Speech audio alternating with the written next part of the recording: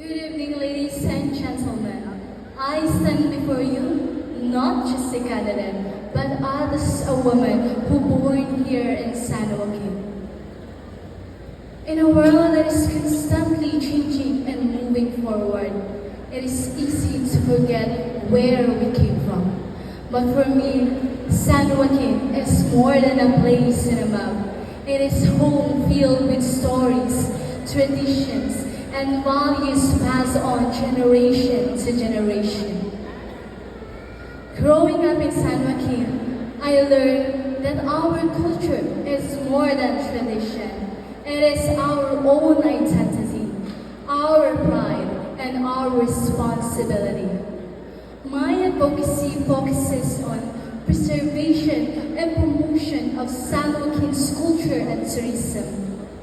Our town is rich in tradition, stories, and natural beauty that reflect the strength and values of our people.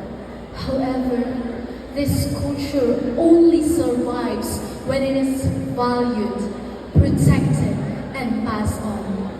Through this advocacy, I aim to raise awareness of safeguarding our heritage, our festivals, local arts, historical landmarks, and way of life, while promoting tourism that is respectful and sustainable.